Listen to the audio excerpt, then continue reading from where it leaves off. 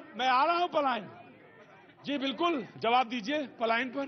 इनके बाद हमारे से हाँ, इसके बाद आरएलडी से पूछेंगे। जी मेरे भाई ने पलायन का विषय पूछा।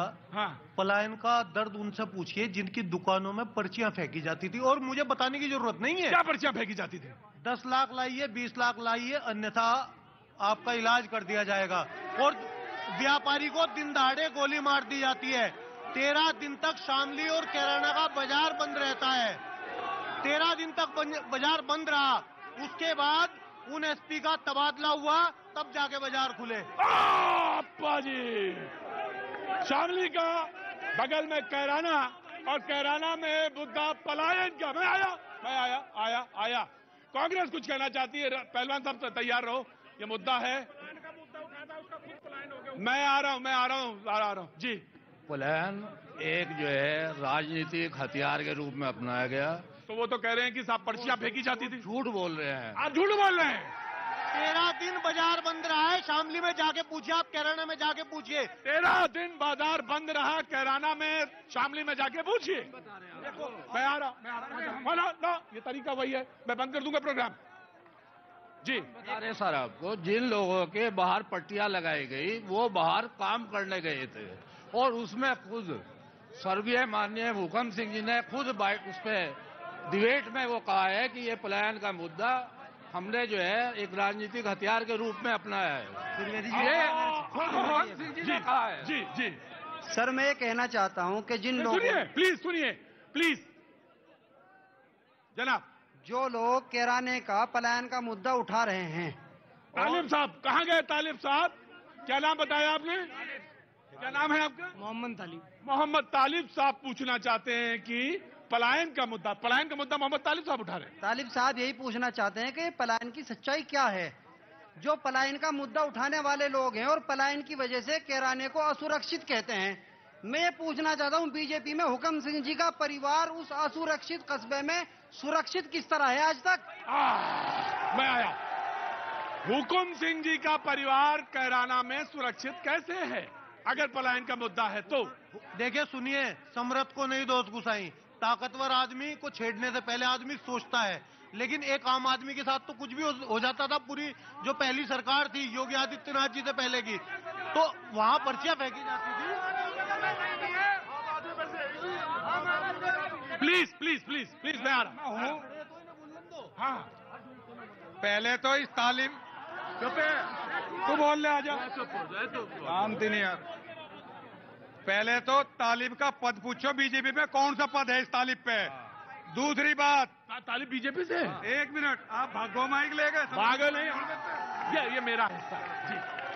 और पहले तो इसका पद पूछ लेना तालिब से। दूसरी बात, एक मिनट, पलायन का मुद्दा पूछो गोगवान जलालपुर के तितारसी के ब्राह्मणों से जो सुरेश राणा के क्षेत्र में आते हैं। क्यों उन्होंने पर्चे चिपकाए 4 महीने पहले कि हम इस गांव से जा रहे हैं? बताइए, जवाब दीजिए हुजूर आली जी। और ब्राह्मण समाज से मेरे भाई यही बताएंगे सच चिपके थे कि नहीं? हाँ, मैं बताता हूँ। वो 2 परिवारों का व्यक्तिगत झगड़ा था और वे गांव छोड़ के नहीं गए। पूछिए आप उमेश भाई से, वो गांव छोड़ के चले गए क्या? उसी गांव में रह रहे हैं और साथ साथ रह रहे हैं। मैं आया पहलवान साहब, मैं आ रहा सर, 1 by 1 आऊंगा, एक एक करके। जी जनाब। कैराना और कैराना में पलायन का मुद्दा। सबसे पहली बात तो यह है, आप मेरी बात पूरी गौर से सुनना। अच्छा, बिल्कुल गौर से। आज तक, हाँ जी, जब से कैराना बसा है वहां ना हिंदू मुस्लिम हुई है। आज तक वहां कर्फ्यू नहीं लगा है। आज तक वहां किसी हिंदू भाई कह रहे 13 दिन तक बाजार बंद रही। आज तक वहां कर्फ्यू नहीं लगा है। आज तक वहां किसी हिंदू भाई को छेड़ा नहीं गया है। और इन्होंने क्या कहा अपने बयान में कि हुकम सिंह का परिवार ताकतवर है। तो आम जनता कुछ नहीं है वहां, जो कैराना कस्बा 1 लाख का है। तो ताकतवरी तो जुलम ढावे। इन्होंने खुद कहा हुकम सिंह ताकतवर है। इन्होंने खुद कहा ना भी।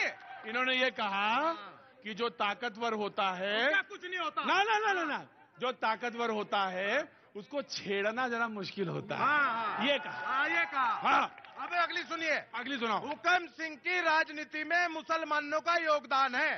हर बार हर चुनाव में एमपी का हो एमएलए का हो 30-40 हजार मुसलमान वो वोट लेते थे। और हुकम सिंह ने खुद कहा कि कैराने में कोई पलायन का मुद्दा नहीं है। दूसरी चीज सुनते रहिए आप। इन लोगों की वजह से शामली में सन 90 में पलायन हुआ, 2013 में पलायन हुआ। शामली का भी तो जोड़िए, ये क्या अत्याचार। बस मेरे सवाल की पुष्टि राशिद भाई ने कर दी कि पलायन पीछे से होता आ रहा और हमारे शामली के लोग और कैराना के लोग छोड़ के गए दहशत के मारे। उस समय तो भाजपा की सरकार भी नहीं थी। तो आप देख लें कैसा डरावना माहौल है। और बाजी, पश्चिम उत्तर प्रदेश का ये वो इलाका जो बार बार सुर्खियों में हिंदू मुसलमान को लेकर आता है। क्यों आता है? यहाँ की फसल है गन्ना, और यहाँ की फसल गन्ना यानी मिठास, लेकिन मुद्दा यहाँ पे ये होता है कि पलायन पलायन पलायन। जी जी, पलायन रोकने वाली सरकार 5 साल से है। अब पता लेने क्या आ रही, 5 साल में वो पलायन नहीं रोक पाए। अब जो घर घर पता ले रहे हैं, ये एक ड्रामा है इनका, ये ड्रामा है, केवल ड्रामा है। जी, मैं आया आपके पास, मैं आ रहा हूँ एक लो। क्या नाम है आपका? शहजाद। हाजी मोहम्मद शहजाद। मोहम्मद शहजाद जी, मैं आ रहा हूँ मोहम्मद शहजाद जी, मैं सुनूंगा बेटा, सुनूंगा। जी बोलिए मोहम्मद शहजाद। सर, हमारे यहाँ से सुरेश राणा जी एमएलए हैं थाना भवन से। मैं बैसानी गांव का रहने वाला हूँ। वहाँ तक 25 दिन लॉकडाउन ऐसा रहा कि लोगों पे लठ डंडे चार्ज हुए। जब वहाँ तक क्या फोर्स मंगा ली, इतना जुलूम है जी वहाँ से। कहाँ पे, कौन सा गांव? थाना भवन के पास है जी, थाना भवन के पास का गांव। जी मैं आ रहा हूँ। जी मैं आया। जी बाबूजी। भाजपा वाले ये कहते हैं, भाजपा वाले पलायन का मुद्दा उठाते हैं। मैं एक बात का मुद्दा उठा रहा हूँ कि धारा 370, भैया सुनो रहे, धारा 370 हटने के बाद में कश्मीर से जो विस्थापित जो पंडित थे उनको क्यों नहीं बढ़ाया अब तक इन्होंने? अगर ये जब जो है वो जब गृह मंत्री यहाँ के लोगों को विस्थापित करने की बात करते हैं, उन्होंने कश्मीरी पंडितों को क्यों नहीं किया वहां अब तक? मुद्दा तो है जनाब। इन्होंने कहा कि चुनाव है तो चुनाव में तो मुद्दा पूछा जाएगा आपसे। और आप ये बताइए कि जो कश्मीर से कश्मीरी पंडित पलायन कर गए, उनके लिए आपने क्या किया? पहले आप उन लोगों से पूछें जो ये कहते थे अगर कश्मीर से धारा 370 हट गई तो हम आत्महत्या कर लेंगे, हम इस देश को छोड़ के चले जाएंगे। और किसी राजनीतिक दल ने धारा 370 का भाजपा के अलावा समर्थन किया क्या? आप मेरे 2 साथी खड़े हैं, इनसे एक बार जरा ये कहलवा दो धारा 370 से ही हट गई। हाँ राशिद पहलवान।